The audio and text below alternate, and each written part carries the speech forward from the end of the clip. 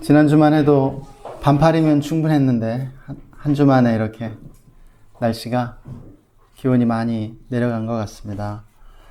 오늘도 함께 예배할 수 있어서 참 감사하고요. 이 시간 우리 주기도문 하심으로 2022년 10월 9일 주일 예배를 시작하시겠습니다.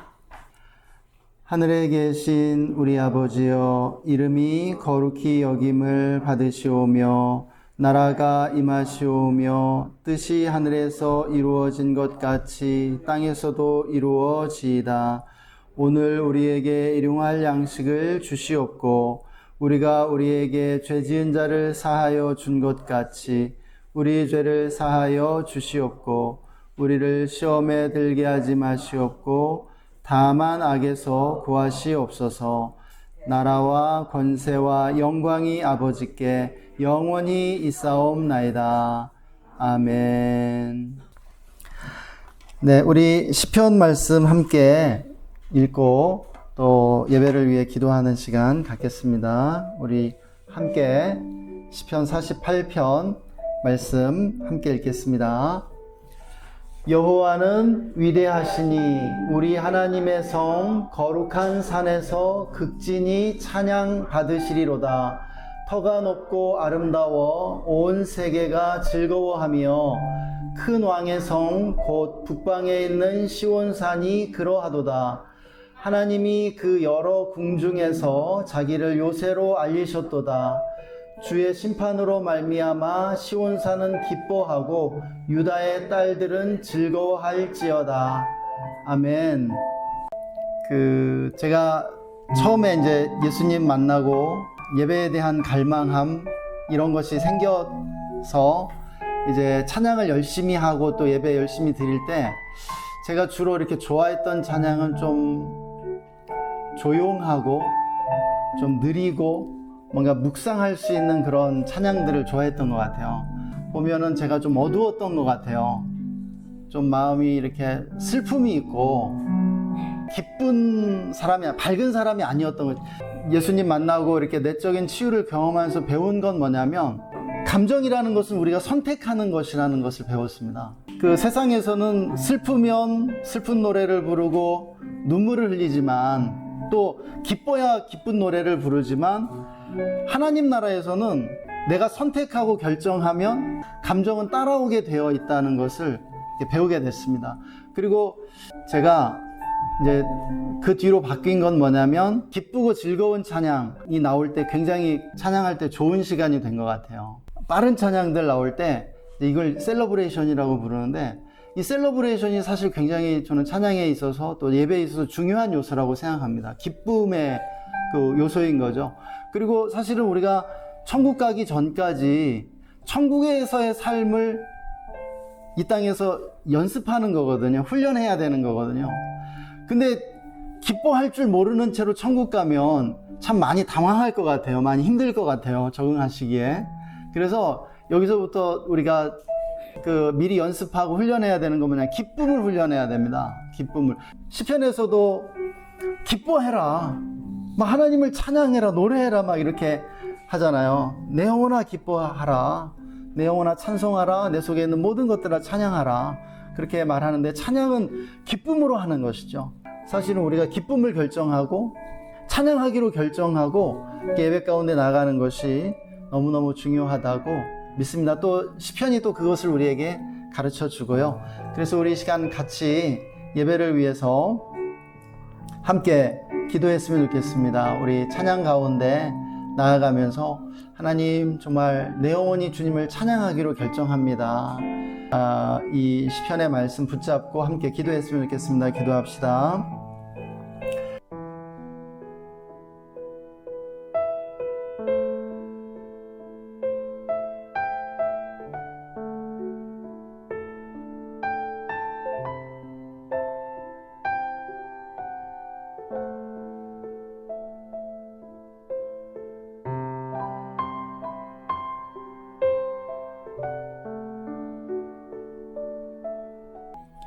하나님, 주님을 기뻐합니다. 주님을 찬양합니다. 주님을 기뻐하기로 결정합니다. 우리가 기쁨을 결정하고 정말 하나님을 기뻐하기로 결정할 때 기쁨이 따라오게 될 줄 믿습니다. 주님, 우리 삶 가운데 우리 마음 안에 기쁨이 넘치게 해주십시오. 기쁨이 충만하게 하여 주시옵소서. 그래서 우리가 정말 밝은 사람들이 되게 해주십시오.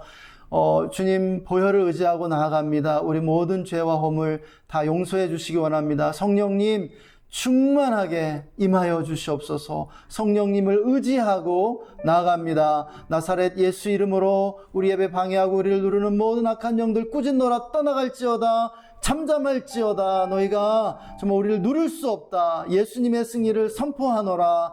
감사합니다. 주님, 모든 영광과 찬양과 예배를 받아 주옵소서. 감사하며 주 예수님의 이름으로 기도했습니다. 아멘.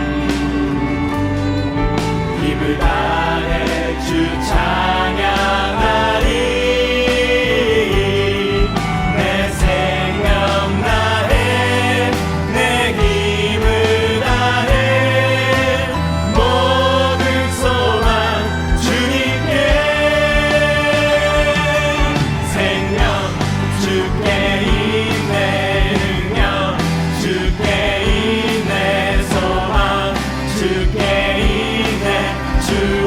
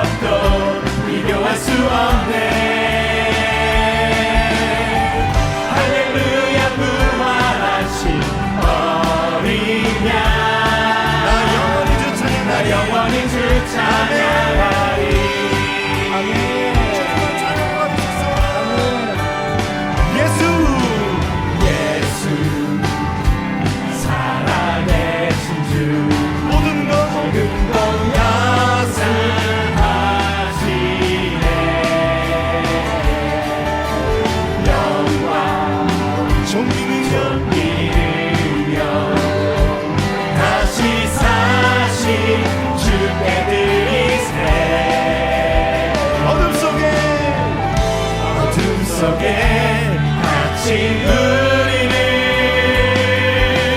주의 빛으로 부르셨네. 주님을 찬양합니다.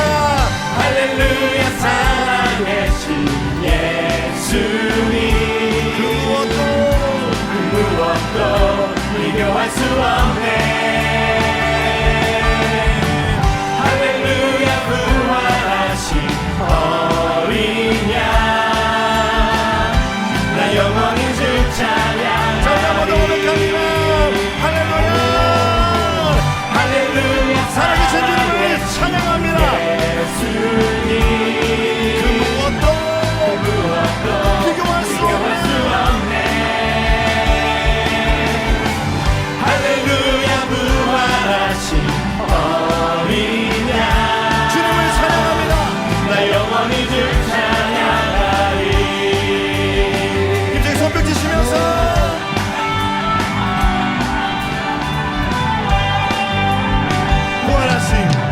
부활하신 생명의 주님, 나의 삶의 승리 주시네. 주를 찬양, 주를 찬양.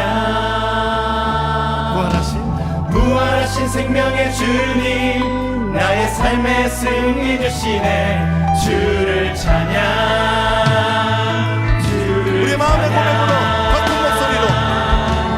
부활하신 생명의 주님, 나의 삶의 승리 주시네. 아멘. 주를 찬양, 주를 찬양, 주를 찬양.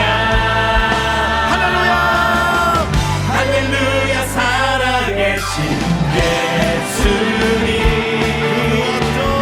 그 무엇도 비교할 수 없네. 할렐루야. 부활하신 어린 양, 나 영원히 주 찬양해. 나 영원히 주 찬양해. 나 영원히 주 찬양해. 나 영원히 주 찬양하리. 할렐루야. 할렐루야. 할렐루야. 영광의 찬양 주께. 할렐루야. 할렐루야. 할렐루야. 할렐루야. 영광의 찬양. 목소리 높여. 할렐루야. 아멘. 할렐루야. 할렐루야. 영광의 찬양 주께. 영광의 찬양 주께. 영광의 찬양 주께.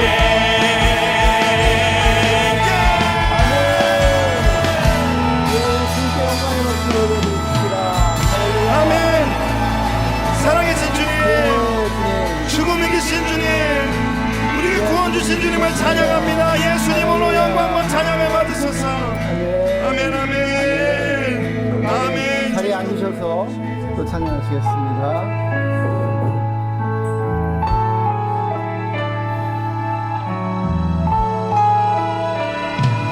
기쁨의 옷을 입은 평화의 구원자,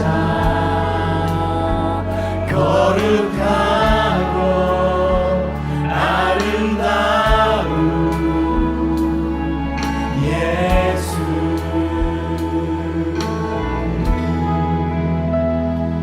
자신을 이루시고 십자가에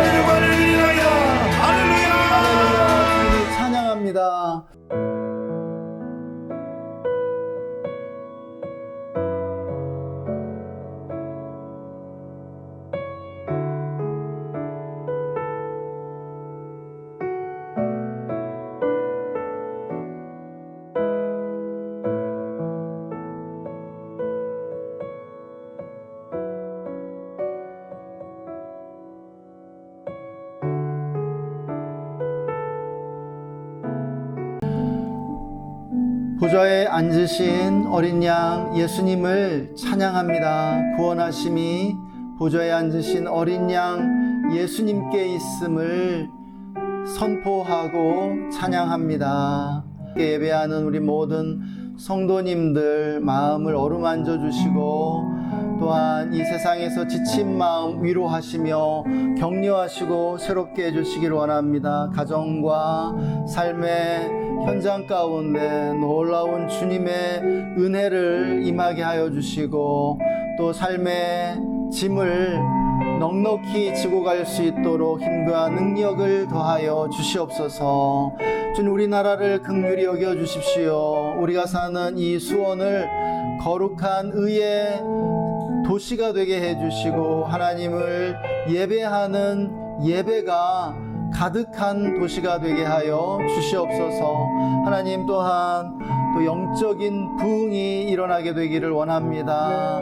우리나라가 정말 천국 같은 나라 될 수 있도록 하나님 은혜를 내려 주옵소서. 남과 북에 평화를 내려 주십시오. 북한의 미사일 도발과 또 핵 위협을 주님께서 제거해 주시고 또 무력화시켜 주시기를 원합니다. 평화 통일 이루게 해 주옵소서. 하나님, 또한 우리 선교사님들 기억해 주시고 날마다 치열한 영적 전투의 장에서 승리케 하여 주옵소서. 선교지의 부흥의 역사가 나타나 모든 민족들이 하나님 예배하게 하여 주옵소서. 우크라이나의 전쟁도 속히 끝나고 평화가 주님 회복될 수 있게 해주시기를 원합니다. 오늘도 주의 음성에 귀 기울이며 나갈 때 주님 우리에게 음성 들려주시고 말씀하시며 우리 모두가 큰 은혜 받게 하여 주옵소서. 감사하며 주 예수님 이름으로 기도했습니다. 아멘. 들으셔도 되고요. 우리 같이 읽을 수 있는 분만 같이 함께 말씀 읽겠습니다. 태초에 하나님이 천지를 창조하시니라. 땅이 혼돈하고 공허하며 흑암이 깊음 위에 있고 하나님의 영은 수면 위에 운행하시니라. 하나님이 이르시되 빛이 있으라 하시니 빛이 있었고. 아멘. 할렐루야. 예, 우리의 예배 가운데 임재하시고 영광을 받아주시는 하나님을 찬양합니다. 문화 인류학자들은 그 원시 부족 집단들을 많이 연구하면서 인류의 어떤 그 기원이라든지 또 인종에 대해서 연구하는 분들인데요. 이 문화 인류학자들이 원시 부족 집단들을 연구하면서 중요한 사실 하나를 발견하게 되었다고 합니다. 그것이 무엇이냐면 사람들은 누구나 자기가 예배하는 신을 닮아가게 되어 있더라는 것이에요. 악한 신을 섬기는 사람들은 악해지게 되고 또 막 사람들을 향해서 거짓말하는 신을 섬기는 사람은 다른 사람을 속이게 되더라는 것이죠. 그런데 이러한 사실이 모든 사람에게 적용된다는 사실입니다.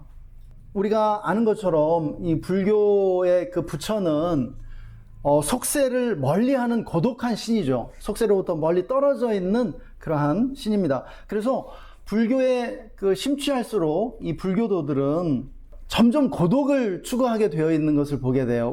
점점 사람들로부터 멀리 떨어져서 이렇게 고립돼서 살아가게 되는 것. 그 신을 추구하면 추구할수록 고립되어 가는 것들을 보게 됩니다. 또 이슬람의 신은 자기의 이름으로 폭력을 정당화하는 신이죠. 따라서 우리 이슬람 교도들이 점점 폭력적이 되어가는 것을 우리는 보게 됩니다. 그리고 그들은 아주 무서움 가운데 살아가고 있는 것을 보게 돼요. 중요한 것은 이것입니다. 모든 사람은요, 그 사람의 인격을 넘어서 그 사람이 이루는 가정과 사회, 나라와 문명까지도 그들이 예배하는 그러한 신을 닮아가게 되어 있다는 것이죠. 그래서 문명을 우리가 규정할 때 종교를 가지고 규정하는 경우가 굉장히 많습니다. 뭐 힌두 문명, 이슬람 문명, 기독교 문명과 같은 그런 문명의 성격을 규정하는데 가장 중요한 것이 이거예요. 그 사람들이 신을 어떻게 생각하는가, 신을 누구라고 생각하는가, 라고 하는 그 관념이라는 것이죠. 그 관념이 DNA가 돼서 그 사람의 인격을 형성하고 그 사람의 가정의 모습을 형성하고 사회와 문명을 그러한 성격을 결정하게 된다라는 것입니다. 그래서 우리가 어떤 나라나 문명에 대해서 이해하고자 한다면 먼저 무엇을 봐야 하냐면 그 사람들이 신을 누구로 어떤 존재로 생각하고 있는가를 알아야 한다는 것이죠. 신은 누구인가라고 하는 이 질문에 그들이 어떻게 대답하고 있느냐라는 거예요. 그것이 바로 개인의 인격과 가정과 사회와 나라와 문명을 형성하기 때문이라는 것입니다. 그래서 우리가 이 기독교 신앙을 믿고 있는데요. 우리는 기독교가 여러 종교 가운데 하나가 아니라 유일한 진리임을 믿어야 할 줄 믿습니다. 성경은 우리가 믿든 믿지 않든 진리입니다. 그리고 이 성경에서 가장 중요한 진리, 그것은 하나님이 어떤 분이신가에 대한 진리라는 것이죠. 성경은 우리에게 참되신 하나님이 누구인가를 소개해주고 있다라는 것입니다. 그래서 이 성경 전체가 하나님이 어떤 분인지를 우리에게 소개해주는 책이지만요, 특별히 창세기가 중요합니다. 창세기 1장에서 11장까지만 읽어봐도 우리가 인생에서 알아야 할 굉장히 중요한 진리들을 알 수 있어요. 제가 얘기한 것이 아니고 20세기의 최고의 기독교 사상가 중에 한 명, 프랜시스 셰퍼가 바로 그 말을 해줬습니다. 그래서 이제 오늘 본문은요, 이 성경의 첫 부분인데요, 하나님이 어떤 분인가에 대한 매우 중요한 그 진리를 우리에게 계시해 주고 있는 본문이라고 할 수 있겠습니다. 그러면 오늘은 이 창세기 1장 본문을 중심으로 해서 하나님이 어떤 분인지 함께 살펴보는 시간 갖도록 하겠습니다. 네, 첫째, 성경은 우리에게 하나님이 온 우주의 창조자이시자 유일하신 하나님이시라고 가르쳐 주고 있습니다. 오늘 본문이 바로 그것을 우리에게 말씀해 주고 있는 것이죠. 오늘 말씀 어떻게 시작됩니까? 태초에 하나님이 라는 구절로 시작되고 있는데요. 태초에 하나님이 계셨다라는 거예요. 그러면 하나님은 언제부터 계신 거예요? 태초 이전부터 하나님이 계셨다는 사실을 사실은 강력하게 지금 이렇게 전제하고 있는 것이죠. 태초에 하나님이 천지를 창조하셨어요. 그러면 그 하나님은 사실 태초 이전부터 계신 분이셨다는 것을 우리는 알게 되는 것이죠. 태초에 하나님이 천지를 창조하시니라. 그런데요, 이 창세기 1장 1절의 이 말씀이 너무나 위대한 선언이죠. 하나님에 대한 위대한 선언이요. 하나님 어떤 분이냐? 이 한 문장만 봐도 어떻게 알 수 있어요? 하나님 어떤 분인지 알 수 있어요? 하나님이 온 천지를, 온 우주를 창조하신 창조자시라는 그 사실을 우리가 알 수 있게 된다라는 것입니다. 이것은 하나님에 대한 아주 강력한 소개죠. 이 말씀이 기독교 세계관을 열어주는 말씀이라고 프랜시스 셰퍼는 우리에게 가르쳐주고 있죠. 예. 특별히 우리가 1절부터 3절까지만 읽어봐도 하나님이 모든 것의 궁극적인 원인이라는 것을 알 수 있어요. 모든 것에는 원인이 있잖아요. 그렇죠? 이 사무실이 생긴 것에도 원인이 있다고요. 그런데요, 그 원인을 따지고 올라가서 결국은 단 하나의 원인만 남게 돼요. 제일 원인이죠. 궁극적인 원인이죠. 그 궁극적인 원인이 뭐냐? 하나님이시라는 거예요. 하나님이 그런 궁극적인 원인으로서 생명과 물질의 그러한 원인 제공자라고 지금 이 말씀이 우리에게 가르쳐 주는 것입니다. 오늘날 우리 현대인들은 진화론과 과학으로 모든 것을 설명하려고 하죠. 특별히 우주가 어떻게 형성되었느냐, 빅뱅 이론으로 형성되었다고 그렇게 말합니다. 139억 9,900만 년 전에 빅뱅이라고 하는 큰 폭발이 일어나면서 우주가 한 점으로부터 발생이 되었다라는 거예요. 그리고 이 빅뱅에 의해서 지금 우주가 무한하게 지금 팽창하고 있다는 것이죠. 150억 광년이나 된다라는 거예요. 이 우주의 지름이요. 하나님이 빅뱅을 통해서 우주를 창조하실 수도 있는 거예요. 그래서 그 빅뱅이 실제 일어났다 하더라도 빅뱅의 원인이 누구였느냐? 바로 하나님이 그 일을 하신 것이라고 지금 이 말씀이 우리에게 가르쳐 주고 있다는 것입니다. 그래서 제가 늘 말씀드리지만 하나님은요, 우리에게 두 권의 책을 주셨어요. 성경과 자연이라고 하는 책입니다.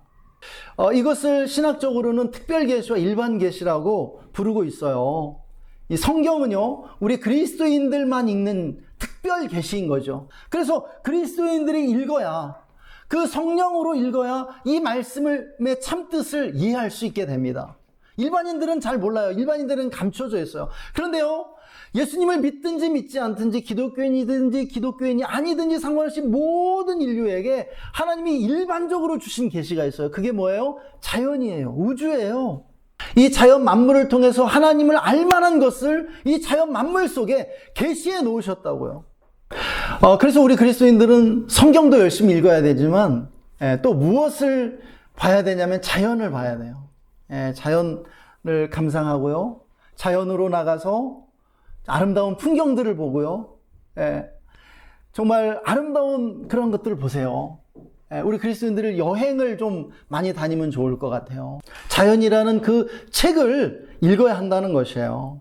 특별히 우리가 온 우주를 창조하신 그 창조주 하나님이 어떤 분인지 알기 위해 우리가 우주의 크기를 한번 생각해 봐야 합니다. 우주에는요, 거시적 우주와 미시적 우주가 있어요. 이 둘 다를요, 인간의 시력으로는 볼 수가 없어요. 이 우주, 우리의 그 시력은요, 한계가 있어서 보지 못해요. 대기권 이상을 볼 수 없죠. 또 미시적 우주, 현미경으로만 볼 수 있는 그러한 우주도 있어요. 그러니까는 여러분, 태양과 같은 별이 우리가 속한 은하계에만 1억 2천만 개 정도가 있다라 그래요. 그런데 1억 2천만 개가 있는 이 은하계가 이 우주에 또 1억 2천만 개 정도가 있다라는 거예요. 그런데요, 우리 은하계에서 태양에서 제일 가까운 별이 있어요. 알파 켄타우루스라고 하는 별이 있어요. 지구로부터 약 4광년 정도 떨어져 있거든요. 그런데 이 알파 켄타우루스에서 지구는요, 하나의 점으로도 관측되지가 않는다라는 거예요. 그러면은 이 은하계의 크기를 우리가 상상할 수 없고요. 이 은하계와 같은 은하계가 1억 2천만 개가 있는 이 우주를 우리가 상상할 수가 없어요. 또요, 우리가 저 밖으로 나가서 저 지금 비가 내리고 있는데 물방울 하나를 취해서 그 아주 최고의 현미경으로 보면은요, 거기 우리가 알 수 없는 수천만의 미생물이 살고 있어요. 얼마나 놀라워요. 우리 눈에 보이지 않지만요. 그런데요, 이 거시적 우주와 미시적 우주를 하나님이 다 창조하셨다라고 말씀하는 것이죠. 그래서 제가 그 영상 하나 준비해 왔는데요. 이 영상은 1977년에 45년 전에 IBM에서 만든 영상인데요. Powers of 10이라는 영상이에요. 제가 여러분에게 다 보내드릴게요. 10의 제곱수라는 그 뜻이죠. 음을 소거했어요. 지금 이제 시카고에 한 신혼 부부가 이렇게 피크닉을 왔어요. 이제 여기서부터 시작됩니다. 1m부터 시작이 돼요. 자, 10의 1승 10m. 네, 10의 2승 이제 100m. 이제 좀 도로가 드러나요. 도시가 이제 조금씩 드러나요. 1km가 되니까는 이제 미시간 호수가 이렇게 조금씩 드러나고요. 도시의 윤곽이 이제 드러나기 시작하죠. 네, 이제 10km가 되면, 이제 시카고, 또 미시간 주가 이제 나타나고요. 미시간 호수도 이제 나타나요. 10의 5승.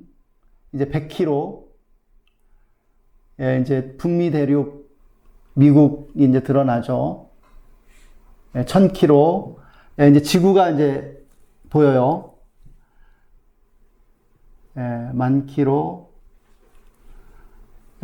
그런데요, 이제 겨우 달의 궤도가 드러나고 있어요. 달의 궤도예요. 예, 그리고 이제 지구 궤도가 이제 이렇게 보여요. 지구 궤도거든요. 근데 지구가 보이지도 않죠. 하나의 점으로 보여요. 예, 계속 지금 10의 10승까지 갔고요. 이제 태양계가 막 드러나요. 예. 수금지와 목토, 천해성, 예, 이 화성에 띄고요. 그 다음에 목성, 토성의 궤도, 예, 이게 태양계라는 거예요. 예, 지금 지구가 보이나요? 목성 정도 보이는 것 같아요. 예, 계속 되는데요. 예, 이제 다른 별들하고 이렇게 위치가 드러나는데, 이제 지금 태양도 하나의 점인데 1광년 됐어요. 아직 알파 켄타우루스 별도 안 보여요. 예, 10광년이 되니까는 이제, 네. 점점, 이제 우리가 속한 은하계가 보이기 시작하면 100광년이에요. 100광년. 지금 이게 은하계예요. 태양을 찾을 수 있겠어요? 1000광년인데요. 지금 이게 은하계, 우리가 속한 은하계예요. 예. 만광년. 만광년이 지나니까 이제, 예, 10만 광년 되니까는 이게 우리 은하계거든요. 예, 100만 광년이고요. 이제 다른 은하계들이 막 나타나죠. 1000만 광년.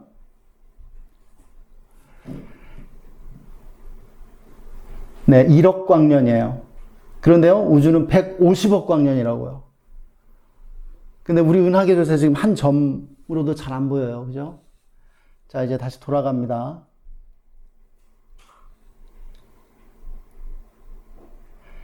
자, 이제 거시적인 우주를, 여러분, 바닷가의 그 모래밭에서 모래알 하나 찾는 것보다 더 어려워요. 지금 지구 찾는 게. 태양계 찾는 것도요. 그런데요, 이제 하나님은 정확하게 찾아내시죠. 그리고 다시 와서 이제 미시적 우주로 이제 여행을 시작합니다. 다시 1m에서 자 10cm, 다시 1cm, 1mm, 이제 피부 속으로 들어가요. 조직 속으로. 자, 그래서 100미크론이고요. 예, 이제 세포 속으로 들어가면, 예, 이제 세포에 핵이 나와요, 핵. 그리고 핵으로 들어가면은, 예, 이제 이렇게 코일처럼, 예, 유전자가 나오죠. DNA가 나와요. 저게 DNA잖아요. 자, DNA로 이제 들어가면 분자가 나오겠죠. 네, 이렇게 분자들로 이루어져 있는데요.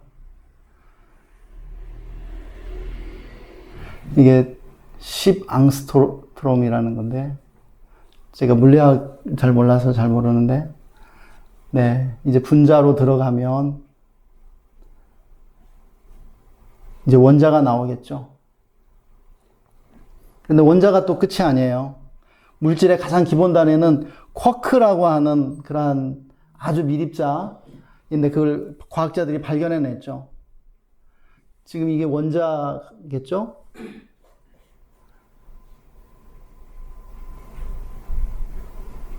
네. 무한대가 있는 거예요. 그렇죠?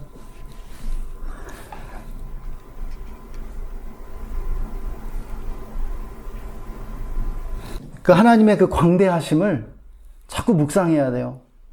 하늘을 바라보면서요. 둘째로, 그 오늘 본문이 우리에게 가르쳐 주는 것 있는데요.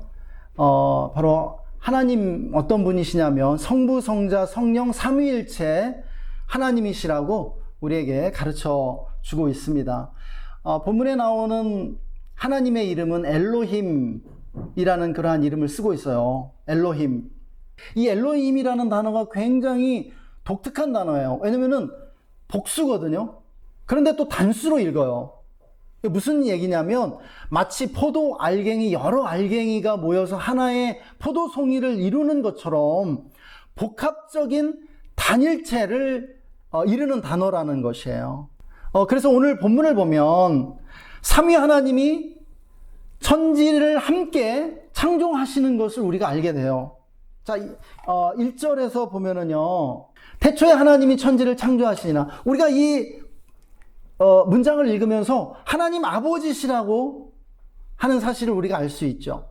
2절은요, 땅이 혼돈하고 공허하며 흑암이 깊음 위에 있고 하나님의 영은 수면 위에 운행하시는, 하나님의 영 누구세요? 성령님이시죠. 운행하신다. 이 운행이라는 단어는 새가 알을 품고 그 알을 부화시키는 그러한 모습을 묘사하는 단어예요. 운행이라고 하는 단어. 그러니까 하나님의 성령이 온 우주를 이렇게 품에 안고 잉태하시는 그러한 모습을 보여주고 있는 것이죠. 3절에서는요, 하나님 어떻게 창조하세요? 말씀으로 창조하세요. 말씀으로 하나님이 천지를 창조하시는 모습을 보여주는 것이죠. 그런데요, 창세기 1장 1절의 신약 버전이 뭐냐면 요한복음 1장 1절입니다. 이 말씀에서 뭐라고 말씀하세요? 태초에 말씀이 계시니라. 이 말씀이 하나님과 함께 계셨으니 이 말씀은 곧 하나님이시니라. 여러분, 여기서 태초에 말씀이 계시니라고 할 때 이 말씀이 누구예요? 예수 그리스도예요. 지금 요한은 예수 그리스도를 하나님의 말씀으로 소개하고 있어요. 로고스로 소개하고 있는 거예요. 그래서 우리가 이 3절의 말씀을 통해서 예수 그리스도가 태초에 하나님과 함께 창조의 사역에 동역하셨던 그 말씀이심을 우리는 알게 됩니다. 그렇다면 기독교는 세 분의 신을 섬기는 것일까요? 그렇지 않다는 것이죠. 기독교는 이런 이해를 단호하게 거부해 왔습니다. 성부, 성자, 성령은 100% 독립된 인격을 가지고 계세요. 그런데 100% 연합되어 계시다는 것이죠. 삼위의 하나님이 100%의 독립된 인격을 가지시고 또 사역과 역할에 있어서 다른 그러한 사역과 역할을 가지고 계십니다. 하나님 아버지는 인류의 구원을 계획하셨고요. 그래서 구약은 주로 하나님 아버지에 대해서 말하고 있죠. 그리고 아들 예수님은 구원을 실행하셨죠. 그래서 신약은요, 예수 그리스도를 중심으로 기록이 되고 있어요. 그리고 성령 하나님은 우리에게 오셔서 그 구원을 적용시켜 주시는 것이죠. 그래서 교회 역사는 성령님의 역사예요. 사도행전 이후로 성령님이 바로 교회 역사를 주도해 가고 계신 것이죠. 그렇지만 이 아버지와 아들과 성령이 하나님이라고 하는 하나의 동일 본질 안에 계시다라는 거예요. 그러니까 하나님이라는 동일 본질을 가지고 계시다는 것이죠. 이것이 이제 그 교회 역사에서 동일 본질 이론이라는 것이거든요. 신학적으로. 이것을 이제 이렇게 설명하기도 해요. 한 분 안에 세 분이 계시고요. 세 분이 한 분이시라는 것이에요. 그런데 우리가 흔히 하는 오해가 있죠. 뭐냐면, 우리가 이제 이렇게 본능적으로 이제 그런 구분을 하는데, 하나님 아버지 아래 예수님이 계시고, 예수님 아래 성령님이 계신 것처럼 그렇게 흔하게 오해한다는 것입니다. 삼위일체를 계급적으로 이해하는 것이죠. 그런데 이게 그렇지 않다는 것입니다. 동등하시다라는 것이에요. 동등한 영광과 지위와 능력을 가지고 계시다라는 것이죠. 삼위 하나님이요. 우리가 그 교회에서 하나님 아버지를 너무 이렇게 강조한 나머지 이러한 오해가 생겼다고 볼 수 있어요. 왜냐면 우리나라는 유교 문명이잖아요. 그러니까는 유교 문화에서는 군사부 일체라고 해서 아버지, 가부장을 굉장히 막 높이고 이렇게 크게 여기거든요. 아버지 밑에 다 있거든요. 어머니도 아버지 밑이고요. 다 이렇게 뭐 이렇게 완전히 그 가부장이 군주처럼 이렇게 왕처럼 군림하잖아요. 그러다 보니까 하나님 아버지 하는 순간에 아버지가 제일 높은 것처럼, 아들 하면 완전히 땅처럼 그렇게 생각하는 그러한 인식이 우리 안에 자연스럽게 생기는 거죠. 그런데 그렇지 않다는 거예요. 하나님은 동등하세요. 하나님 아버지를 이렇게 강조하고 예수님은 이만큼만 강조하는 것이 지금 우리가 또 우리 교회들이 저지르는 실수입니다. 그러니까는 성령님은 보이지도 않죠. 성령님은 이렇게 힘이나 능력 같이 인격적인 하나님이라기보다는 오해되고 또 격화되고 있는 것이 현실인 것 같습니다. 그러나 성부, 성자, 성령은요, 동일하심을 믿으시기 바랍니다. 그런데 사실 우리가 이 삼위일체 교리를 완벽하게 이해하는 것이 사실 어렵습니다. 그렇죠? 왜냐면은 이 3차원의 현실 세계 속에서는 하나의 본질 안에 하나의 실체만 있거든요. 그러나 5차원에 계신 하나님은 한 분의 본질 안에 세 분의 하나님이 존재하실 수 있다는 것이죠. 그래서 이 C.S. 루이스도 삼위일체를 이해하는 것이 얼마나 어렵냐면 2차원의 세계에 살면서 3차원의 물체를 상상하는 것처럼 어렵다고 그렇게 말하고 있는 것을 보게 됩니다. 그래서 하나님께서 이 천지를 창조하시면서 삼위일체에 대한 비유를 차고 넘치도록 그렇게 만들어 놓으셨어요.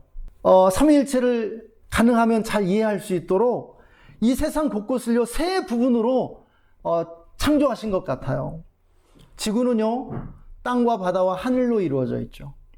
물질은요 고체, 액체, 기체로 나누어져 있어요.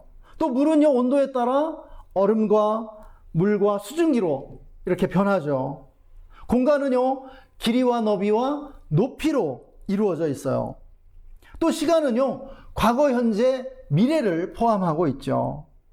인간은 영혼육으로 이루어져 있고요. 가정은요 엄마와 아빠와 자녀들이 함께 있을 때 완벽한 가정이 되는 것이죠.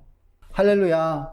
우리가 비록 인간의 이성으로, 인간의 그러한 지성으로는 이해할 수 없지만, 그러나 이 성부, 성자, 성령 삼위일체 하나님을 믿는 그러한 참된 믿음의 소유자들이 될 수 있기를 소망합니다. 세 번째로, 성경은 하나님이 무한하시지만 동시에 인격적인 사랑의 하나님이시라고 가르쳐주고 있습니다. 오늘 말씀에서도 하나님이 전지전능하시다는 것을 우리가 알 수 있게 되는데요. 성경은 하나님이 전지전능하시며 무소부재하시고 편재하신다라고 가르쳐줍니다. 무슨 뜻입니까? 전지, 모든 것을 아시고, 전능, 불가능이 없으시며, 무소부재, 계시지 않은 곳이 없다라는 거예요. 편재하신다. 모든 곳에 하나님이 계신다는 거예요. 이 온 우주 전체에 하나님이 충만하게 계신다라고 말씀하고 있는 것이죠. 그런데 이렇게 무한하신 하나님이 우리 인간을 무한히 사랑하셔서 인간과 교제를 나누기 원하신다라는 거예요. 그런데요, 이러한 하나님 이해는요, 기독교밖에 없습니다. 예를 들면 이슬람의 알라는요 전지전능하지만 인격적이잖아. 인간과 교제를 나누지 않습니다. 인간의 음성을 들려준다든지, 인간을 사랑해서 인간을 위해 희생한다든지, 그런 신이 아니에요. 불교의 신은요 무한하지도 않고 인격적이지도 않은 것 같아요. 힌두교의 신은 어떨까요? 힌두교의 신은요 무한하지 않아요. 한계가 있습니다. 그리고 인격적이에요. 그렇지만 인격적이에요. 굉장히 인간적입니다. 인간의 상상력의 산물이라는 것이 금방 드러나죠. 로마 신화의 신들은 어떤가요? 그 신들도 무한하지 않지만 인격적이에요. 샤머니즘의 신들도 마찬가지죠. 예. 인격적이지만 무한하지 않아요. 한계가 명확합니다. 그런데요, 이러한 하나님에 대한 지식, 우리 기독교가 가지고 있는 하나님 무한하시지만 인격적이시라고 하는 이러한 지식이 기독교 문명의 그러한 아주 중요한 특징과 그리고 지금의 어떤 축복들을 가져왔다라는 것입니다. 우리가 이것을 알아보기 위해서 비기독교 문명들을 한번 생각해 볼 필요가 있습니다. 먼저 이슬람 문명은요 무한하지만 인격적이지 않은 알라를 믿고 있는데요. 알라는 굉장히 무서운 신입니다. 그래서 무슬림들이 제일 많이 하는 말이 뭐예요? 인샬라. 모든 것이 하나님의 뜻이다. 운명론을 믿고 있거든요. 운명론. 그리고 그 알라는요, 전지전능하기 때문에 인간에게 무조건적인 그런 복종을 요구하는 것이죠. 이러한 신관을 가지고 있어요. 이슬람 사람들이요. 그래서 이러한 신관에 따라서 이슬람 문명이 형성이 되었는데요.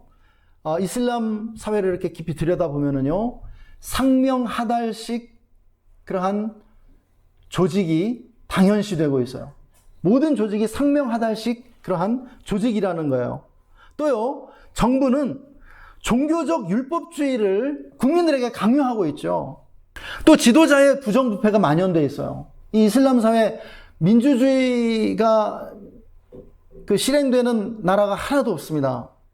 아주 폭압적인 정권과 폭군들이 연이어 등장하는 것이 바로 이슬람 국가들임을 우리는 분명히 보게 되죠. 여러분, 이들 사회에서 지도자와 다른 생각과 말은요, 결코 허용되지 않습니다. 그들의 신이 무한하지만 무조건적인 복종만 요구하는 그러한 신이기 때문이에요. 그런데 우리가 아는 것처럼 중세까지만 하더라도 이슬람 문명이요, 유럽보다도 훨씬 찬란한 문명을 꽃피웠었습니다. 중세 유럽이 암흑기일 때 이슬람의 도시는요, 교육과 예술의 중심지들이었어요. 그러나 그들의 이러한 세계관이 지닌 한계 때문에 그들이 정체되었죠. 그리고 역사의 주도권을 상실하고 말았어요. 오늘날 이슬람 문명은 현대 세계에서 완전히 고립되고 있는 것을 우리는 보게 됩니다. 그런데요, 그들 사회에 들어가 보면은 굉장히 똑똑하고 재능 있는 사람들 많아요.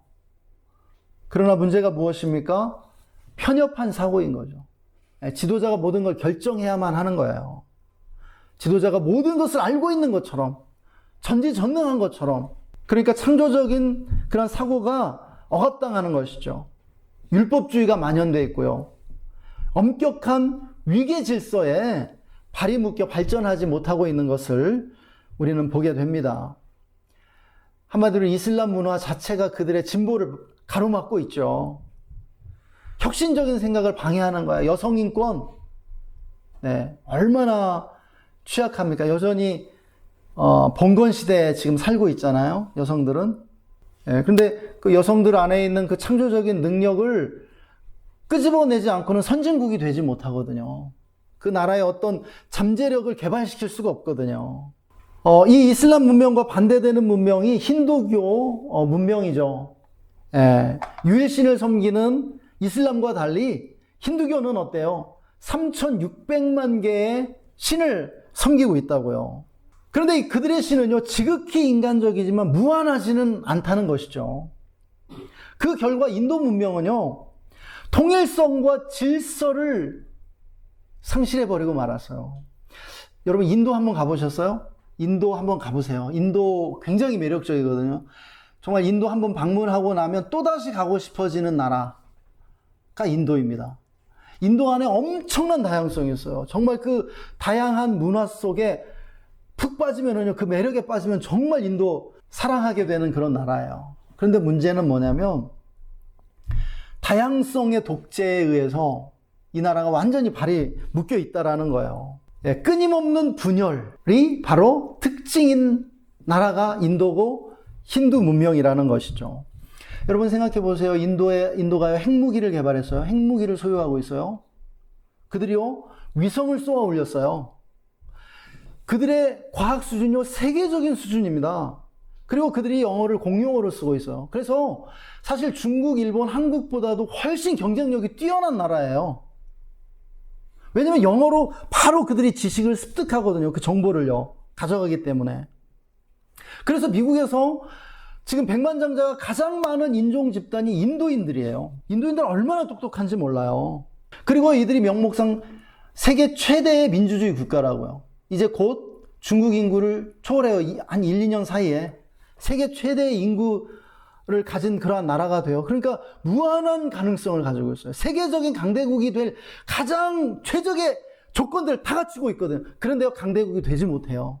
여러분, 올림픽, 아시안 게임에서 인도가 두각 나타내는 거 보셨어요? 세계적인 인도 스타 플레이어 보셨어요? 없어요.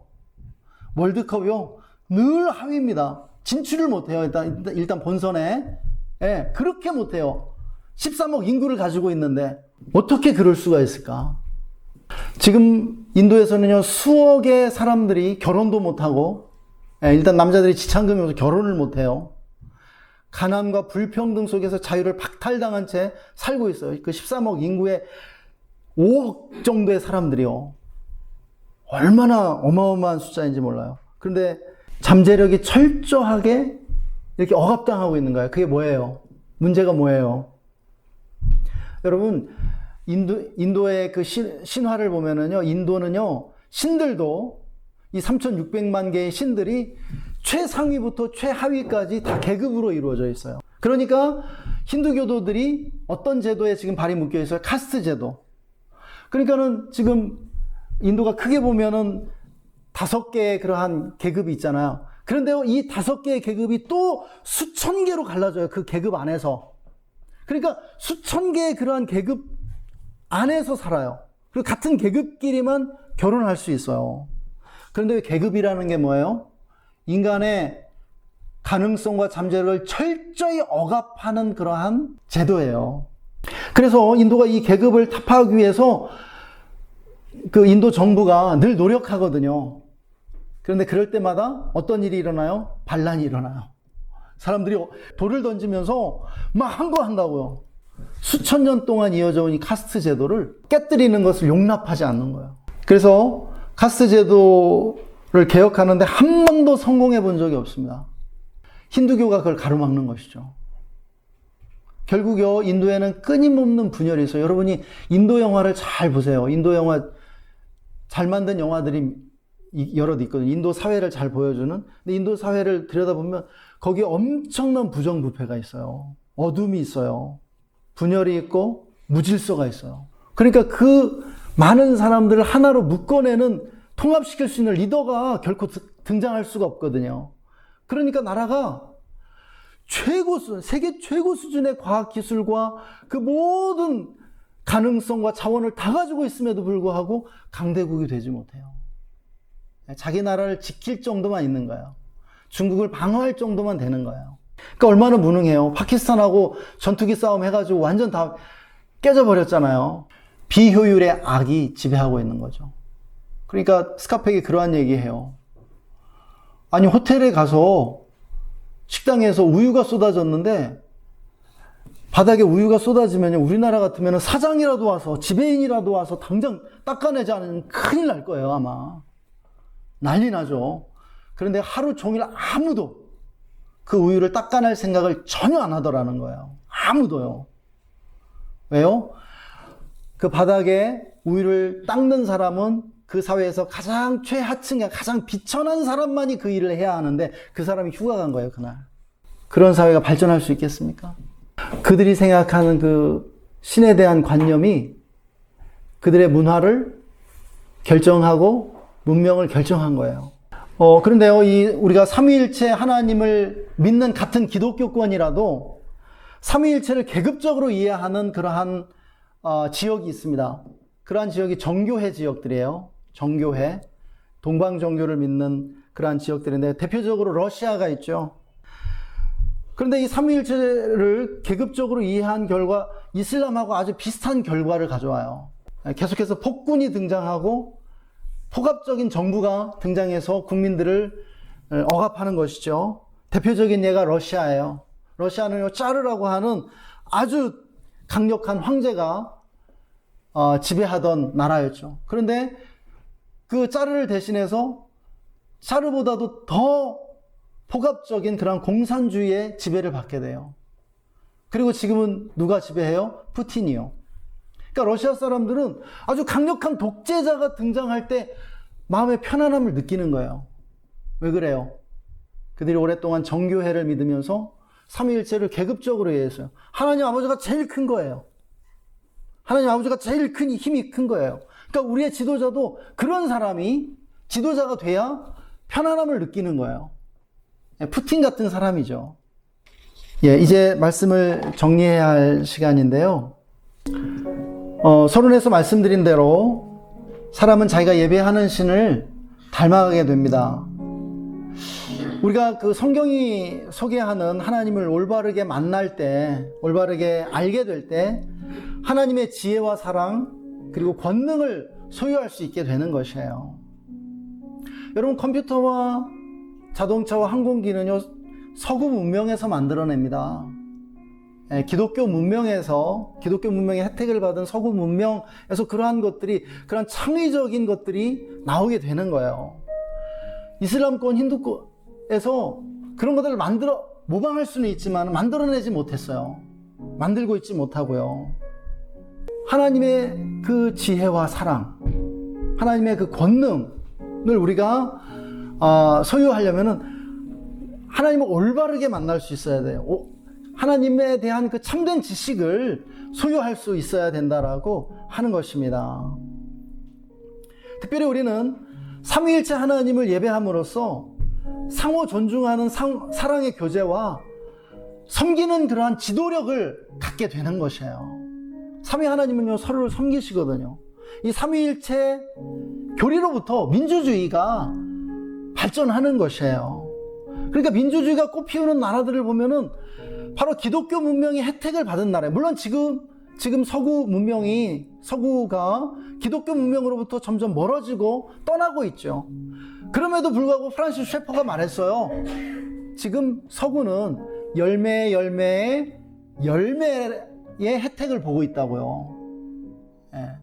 그렇지만은 그들이 하나님을 믿는 이 참된 기독교 신앙으로부터 완전히 떠날 때 그 축복도 사라질 수 있다는 사실을 알아야 합니다.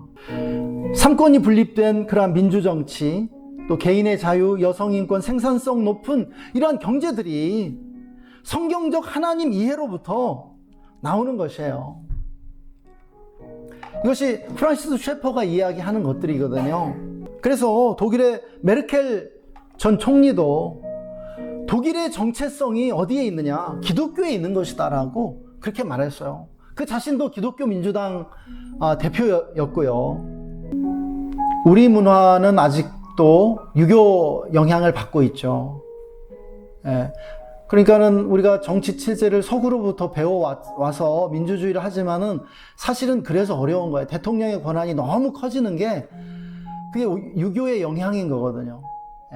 기독교 문명의 혜택을 받으면서도 유교 때문에 사실은 그 혜택을 온전히 누리고 있지 못한 것을 봐요. 유교가 우리나라를 무려 600년 이상 지배했기 때문이죠. 그래서 교회당에도 들어가 보면은요, 이렇게 유심히 보면 예수님 대신에 공자님이 들어앉아 계신 경우들을 참 많이 봐요. 그러니까 교회가 얼마나 계급적이에요. 그렇죠?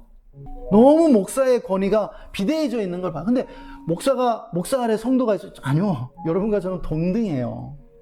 삼위 하나님이 동등하신 것처럼요. 남편과 아내가 동등하고요. 또 자녀들이 또 동등해요. 어떤 면에서. 그렇죠? 자녀들이 부모에게 순종해야 되지만 또 부모도 자녀들에게 순종해야죠. 또 존중해줘야 되고요. 이러한 인격적인 관계, 또 질서들, 이러한 것이 내가 어떤 하나님을 알고 있는가, 하나님이 어떤 분이라고 생각하는가, 그것이요, 다 영향을 미치는 것이에요. 권위주의적인 사람들은 대부분 삼위일체 하나님을 계급적으로 이해하는 사람들일 가능성이 많아요. 혹은 다른 신을 믿거나요. 우리의 영적인 성장은 우리가 삼위 하나님을 만나서 인격적인 교제를 나누는 과정에서 일어나는 것입니다. 그래서 우리가 먼저 신앙생활을 하면서 가장 먼저 아는 것은 하나님 아버지죠. 하나님 아버지를 예배하고 하나님 아버지에게 기도합니다. 그런데 이제 더 성장하게 되면 예수님을 만나야 돼요. 예수님 2000년 전 이 땅에 오셔서 나를 위해 십자가에 못 박히시고 죽으심으로 나를 구원해 주신 분, 그분이 정말 하나님의 아들이시고 하나님의 본체시고 태초에 하나님과 함께 천지를 창조하신 아들이라는 그 사실을 알고 만나는 것이죠. 그것이 구원을 경험하는 거예요. 그러니까는 이슬람도 유일신을 믿고요, 여호와의 증인도 유일신을 믿고요. 그래요. 그런데 다른 게 뭐예요? 우리와 다른 것은 우리는 예수 그리스도를 믿는다는 거예요. 기독교는요, 예수 그리스도에 대한 것입니다. 한 사람에 대한 것이고 그분과의 관계인 거예요. 그런데 또 여기서 멈추면 안 돼요. 그 다음에 우리가 누구를 만나야 됩니까? 성령 세례를 받고 성령의 충만함을 받아야 돼요. 성령의 충만함으로 나아가야 돼요. 대천덕 신부님 그 자서전을 보니까 신부님이 그렇게 말씀하시더라고요.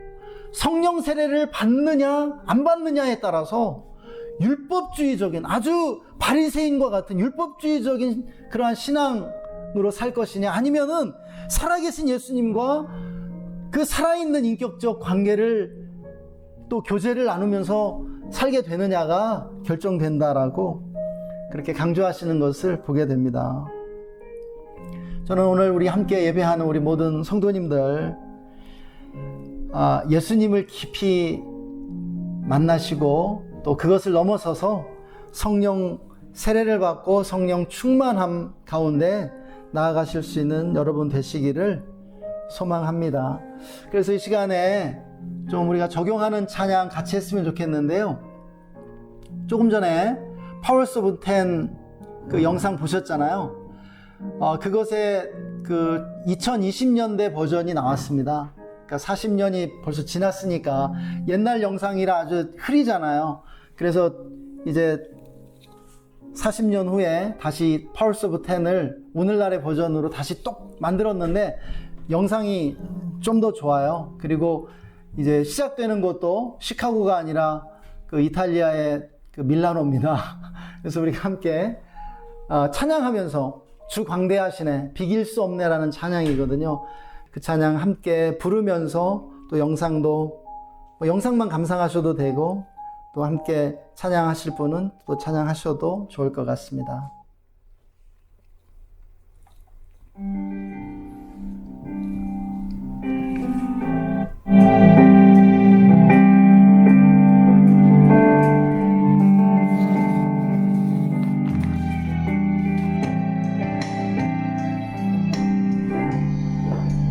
비길 수 없네 하늘의 별로 온 분 내 앞에 거센 파도 잠잠케 하시는 분 비길 수 없네 아침을 밝히시는 분 이 땅의 소망은 주의 사랑 안에 있네 주 광대하시네 영원토록 놀라운 영광의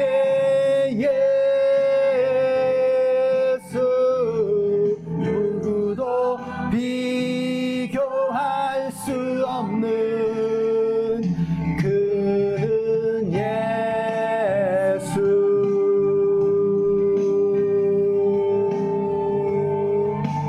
아멘.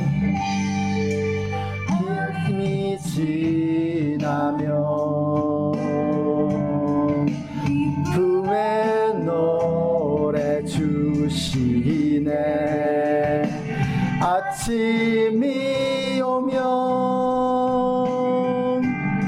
자녀된 우리 찬양해 주 광대하시네 영원토록 놀라운 영광의 예수 누구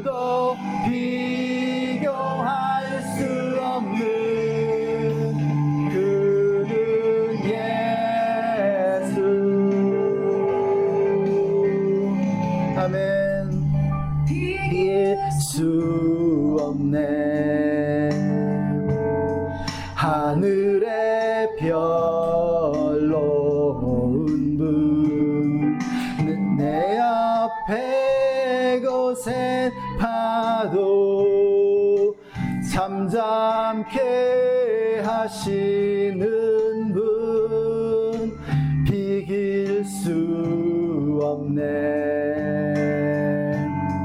아침을 밝히시는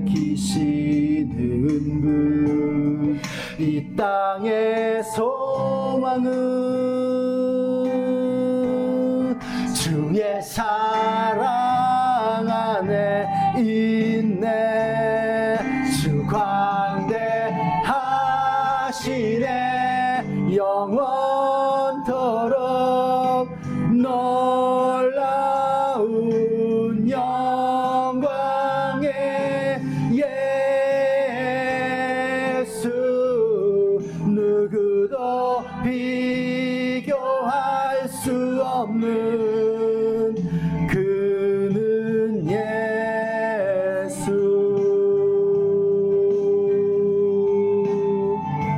아멘. 밤이 지나면 기쁨의 노래 주시네. 아침이 오면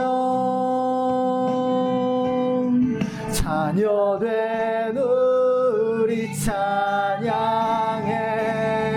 주 광대하시네. 영원토록 놀라운 영광의 예수 누구도 비교할 수 없는 광대하시네. 영원토록 놀라운 영광의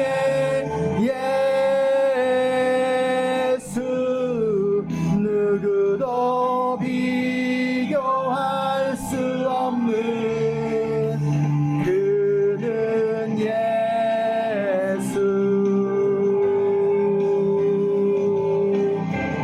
예수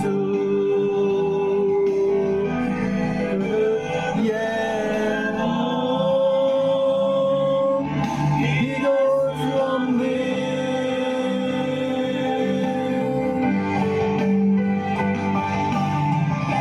예수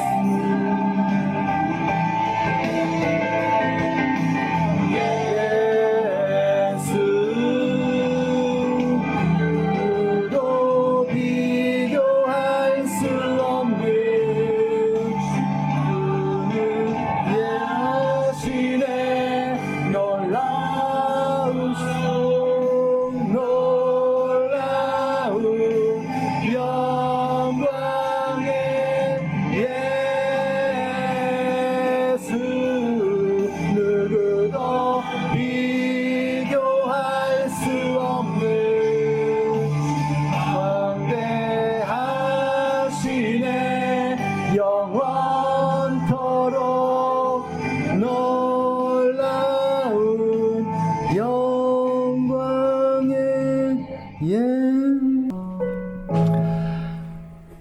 하나님, 오늘도 우리 예배를 받아주셔서 감사합니다. 우리에게 말씀해 주셔서 감사합니다. 하나님, 우리가 창조주 하나님을 알기 원합니다. 삼위일체 하나님을 더 깊이 인격적으로 만나기 원합니다. 무한하시지만 인격적인 하나님을 알아가기를 원합니다. 주님, 우리의 예배 가운데 주님 언제나 찾아오셔서 말씀해 주시고 우리를 참된 진리 가운데로 인도하여 주옵소서. 감사하며 주 예수님의 이름으로 기도했습니다. 아멘. 지금은 아침에 우리에게 햇살을 보내주시고 또 저녁에 우리에게 기쁨의 노래를 부르게 해주시는 우리 구주 예수 그리스도의 놀라우신 은혜와 우리를 영원토록 사랑하시며 영원히 우리와 함께 해주시는 하나님 아버지의 영원하신 사랑하심과 지금 이곳에 계셔서 우리들을 붙들어 주시고 인도해 주시고 도와주시고 이끌어 주시는 성령 하나님의 내주 충만 교통 기름 부으심이 오늘 말씀을 듣고 성경이 우리에게 가르쳐주는 참된 하나님을 알아가기로 다짐하는 우리 모든 성도님들과 그 가정과 직장과 학교와 삶의 현장 가운데 그리고 우리가 주의 교회와 우리나라 대한민국 위에 지금으로부터 영원토록 함께 계시기를 간절히 축원하옵나이다. 아멘.